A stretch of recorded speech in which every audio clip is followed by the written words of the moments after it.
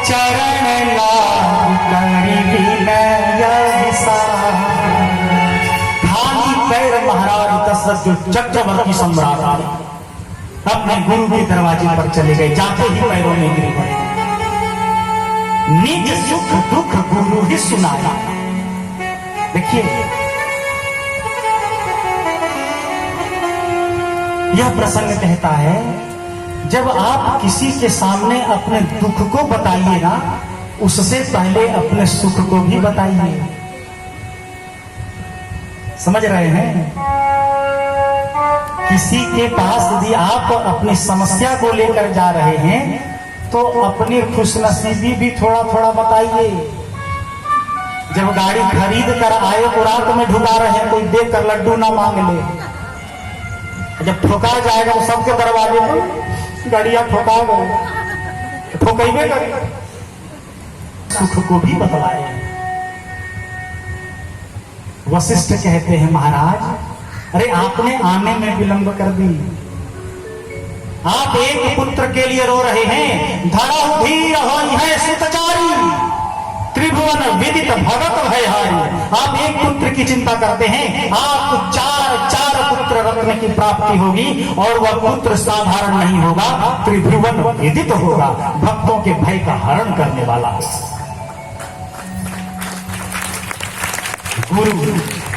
गुरु जब कहता है तो गुरु परम तत्व है प्यारे। गुरु की वाणी कभी असत्य नहीं हो सकती। श्रृंगी ऋषि वशिष्ठ पुत्र काम शुभ यज्ञ करा। यद्यपि पुत्र कामेष्टि यज्ञ वशिष्ठ भी कर सकते थे, लेकिन रावण, वशिष्ठ, विश्वामित्र और अगस्त्य इन तीन ऋषियों पर हमेशा अपनी दृष्टि रखता था कि कौन सा यज्ञ कर रहा है, तुरंत विक्षेप करो। वशिष्ठ इस बात को जानते थे यज्ञ में विघ्न ना पड़े, इसलिए अपने से कम योग्यताधारी, देखिए योग्यताधारी तो ब्रह्म ऋषि वशिष्ठ हैं ही, क्योंकि वो ब्रह्म ऋषि हैं। श्रृंगी केवल ऋषि हैं। ऋषि, महर्षि, देव ऋषि और ब्रह्म ऋषि, अंतर है सभी। जो मंत्रों की खोज करता हो वह ऋषि है। उस मंत्र का उपयोग कहां किया जाए या महर्षि का कार्य है। देव ऋषि केवल नारद हैं, और जो ब्रह्मा के लिखे लेख को भी बदलने की क्षमता रखता हो वह ब्रह्म ऋषि है, जो केवल वशिष्ठ और विश्वामित्र है।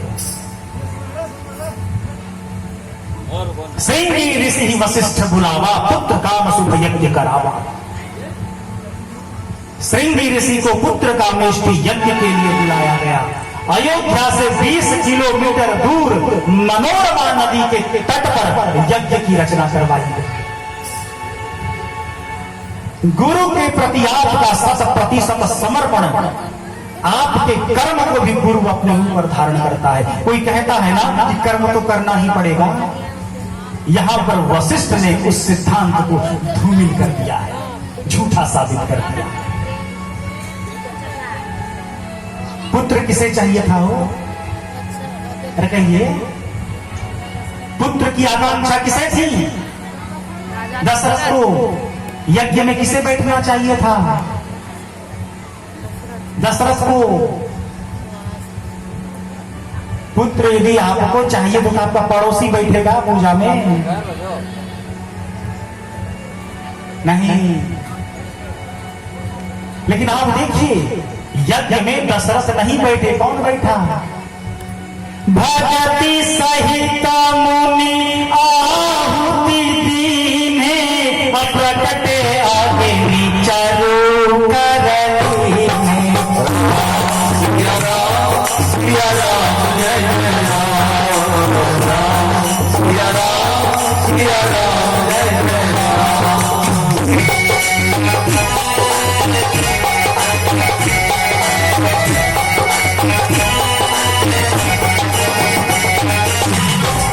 दशरथ जी का गुरु के प्रति इतना समर्पण था ना कि गुरु ने अपने शिष्य का कर्म भी अपने ऊपर धारण कर लिया।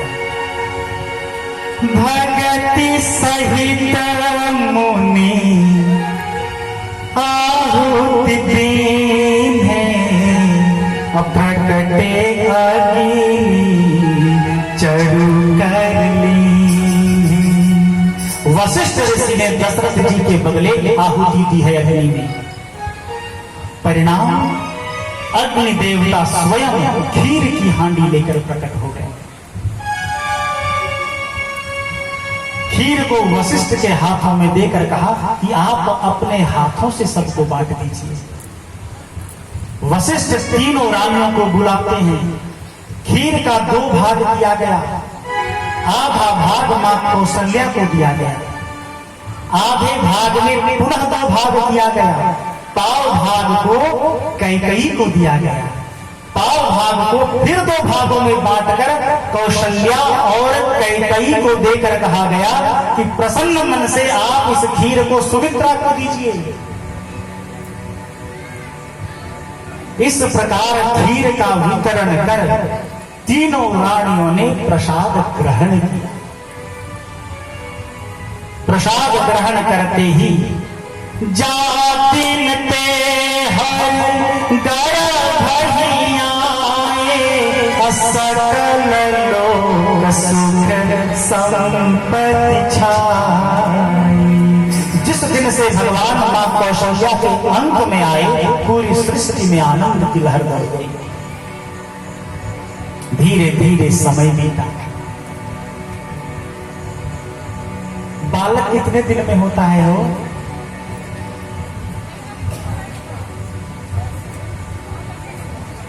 एक महीने के बाद जब ग्रह, नक्षत्र, तिथि, मुहूर्त और वार जब एक सीध में आए तब ब्रह्मा जी ने उस तिथि की घोषणा कर दी।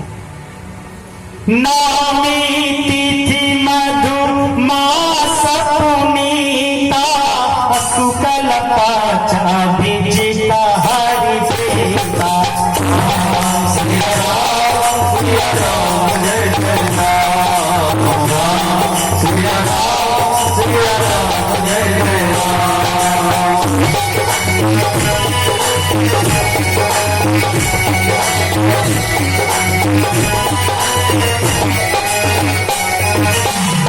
नवमी तिथि मधु मास पुनीता शुक्ल पक्ष अभिजित हरि प्रीता। मध्य दिवस अति शीतल घामा पावन काल लोक विश्राम। चैत महीने के 9वीं तिथि को मंगलवार के दिन शुक्ल पक्ष दिन के मध्य 12 बजे कौशल्या अम्बा के कक्ष में एक विशाल प्रकाश पुंज उपस्थित हो गया। भगवान शंकर मां पार्वती से कहते हैं देवी कुछ दिखाई पड़ा? मां कहती कुछ नहीं पड़ा। वो देखिए कौशल्या अम्बा के कक्ष में, अरे भाई प्रकट कृपाला